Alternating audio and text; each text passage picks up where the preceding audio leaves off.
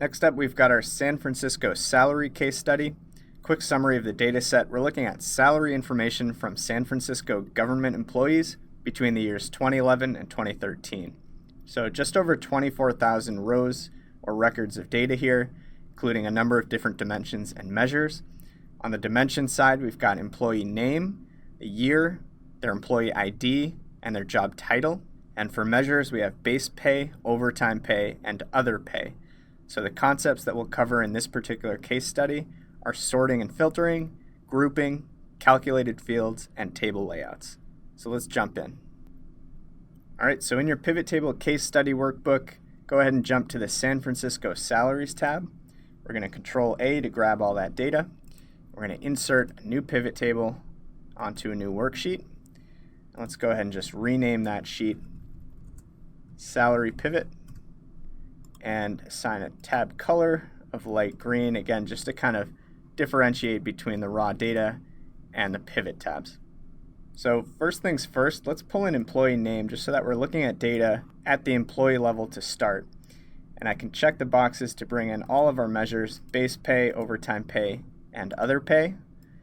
And I'll just go in and format all three of those fields as currency. And I don't really need decimal points here, so here we go. All right, so now we're formatted. I also want to insert a new calculated field that we'll just call total pay, because I want to see the sum of all three of those measures, the base pay plus any overtime pay that anyone earned plus any other pay as well. So there you go, total pay equals base plus overtime plus other. And now I'm going to approach this in kind of an unbiased way and just start to explore the data a little bit and see what I find. So as a first pass, maybe we just sort our employee names descending by that new total pay field that we just created. If we want to see who were the top earners during this entire 3-year period. So Judy Melanik earned $553K in total pay during this period. Mike Breiling earned $460. And then now, instead of looking at the overall sample, I want to see the top earners for just a given year.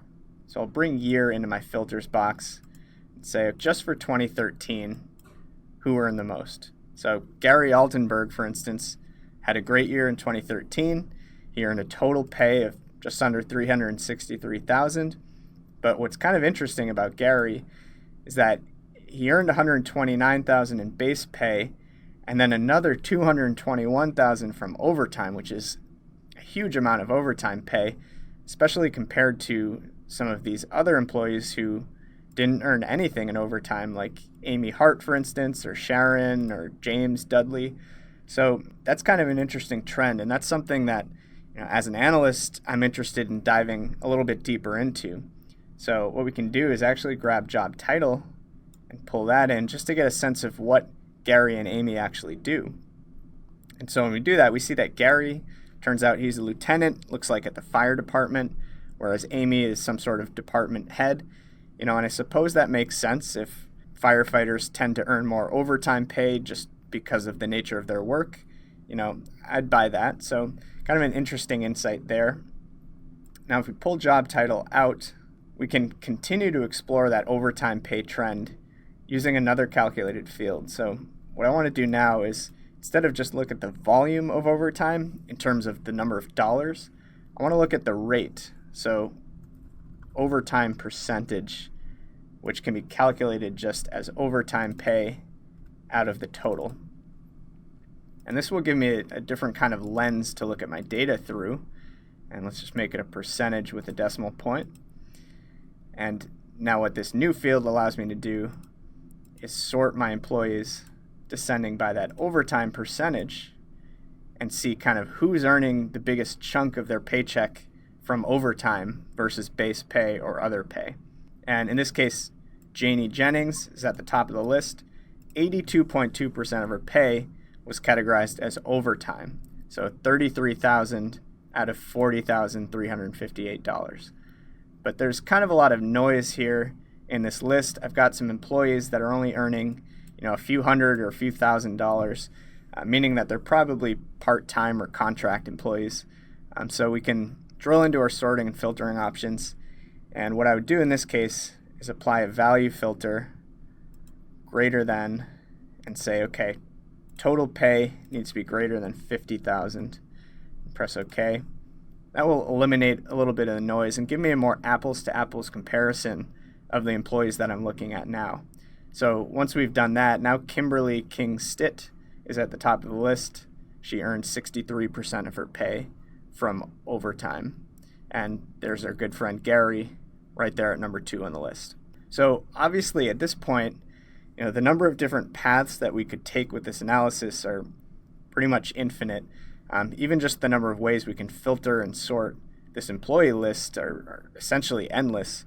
So for instance, if we wanted to only look at employees whose name starts with Steve, we can use a label filter to do that. So label filter begins with Steve. Now we're only looking at the Steves in our data set.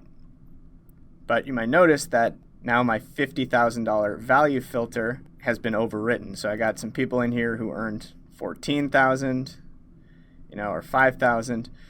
And again, that's like we talked about earlier in the course, because by default, pivot table options will only allow you to have one set of filters applied to a column. I can change that in my tools. I'll go into options, totals and filters, allow multiple filters per field, and press OK. And now we still have our Steve label filter, so let's go ahead and reapply the greater than value filter and say total pay is greater than 50,000 again. Press OK. And now we've got both of our filters applied. We're looking at only total pay greater than 50 and only names that begin with Steve. Both these check marks indicate that both values have been applied. So at this point, I really don't care about employees only named Steve. So I'm going to clear all these filters from the employee name. And let's look at the data at a little bit of a higher level. So I'll pull employee name out, and let's aggregate things by job title. So one thing that's interesting here is that when you look at a metric like base pay, it's tempting to look at this and say, oh wow, account clerks make a lot more money than accountants, for instance. But before you do that, you really need to think about what you're looking at here. And in this case, this sum of base pay column is a column that's summarizing or adding together the base pays of any employee in the data set that falls into each of these buckets. So my hypothesis would be that there are many more employees that are getting labeled as account clerks than accountants, which is why we see a base pay of $974,000 for account clerks and only $65,000 for accountants. And we can check that just by dragging employee name as secondary row labels right here into our view. And that's exactly what's going on here. So we've got, looks like 23 employees with a job title of account clerk, and we've got only one accountant, Carlito.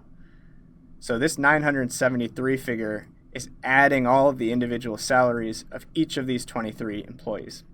So I can pull employee out, and if we do want to get a better sense of apples to apples earnings by job title, which I think is an interesting thing to look at here, what I can do is change the summarization mode from sum to average. So rather than edit this one, I'm going to pull in a second instance of base pay so that we can compare.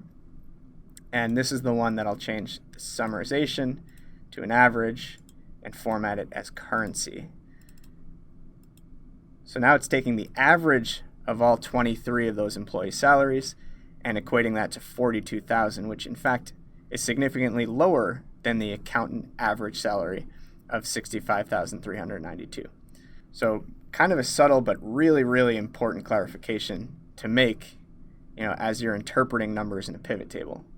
From there, now that we have our average field in place, we can sort our titles descending by that average of base pay, and now we get kind of a cleaner, more accurate list to make those comparisons. So we see titles like department head, medical examiner, deputy chief up at the top of the list, and then as you scroll down, you start to see more titles like secretary, general laborer, inventory clerk, cashier, and so on and so forth. So already some interesting kind of findings and insights bubbling up. Next up, what I want to do is actually group some of these titles together since there are quite a few areas of overlap. So I'll sort alphabetically and kind of scroll through to see kind of what these job titles are coming through as. And you'll probably notice that there are a bunch of variations of similar types of job titles. So it looks like there are at least 10 or so airport jobs with slightly different titles. So what I want to do in this case is create groupings that roll up the job titles to a slightly higher level. We call it job category as opposed to job title. So to give you an example, why don't we start with some of these at the top of the list. I can go through accountant related titles, right click, group those together, and instead of group 1, call it accounting. Now if you recall, by default this pivot is set up as a compact view, meaning that both my title field and the new grouped field that I created are all kind of nested in the same column. I don't want that to be the case. I want to be able to deal with both of those fields separately. So I'll go into my tools, design options, report layout, outline form. And that just breaks out those two fields so that now I can independently edit my original job title field and my new grouped field. So instead of job title 2, let's call this job category. Now we can kind of just continue the process like I did with the accounting titles. Maybe I want these admin ones together. I can right click, group those. Instead of group 2, call it admin. And then let's do one more with these airport jobs. I've got something like 12 different airport related titles in here. Let's group those together and call it airport.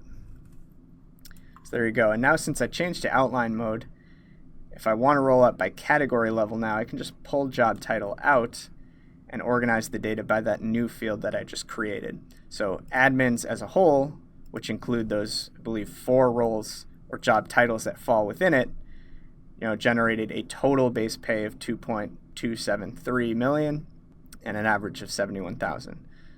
Now, this manual approach to grouping works just fine, but as a side note for those who are interested, a more elegant and efficient solution to do this would actually be to create a separate lookup table that matches all of those job titles to specific categories. And then from there, using either lookup functions or data modeling tools to actually integrate those job categories as a new field in the raw data itself. And that would save me the trouble of manually scrolling through and grouping values together in the pivot. But that's a topic for another day and another course. So there you have it. That's our starting point for exploring the San Francisco salary data. Go ahead and play around with it, do some exploring, give the homework a shot, and give me a shout if you have any questions.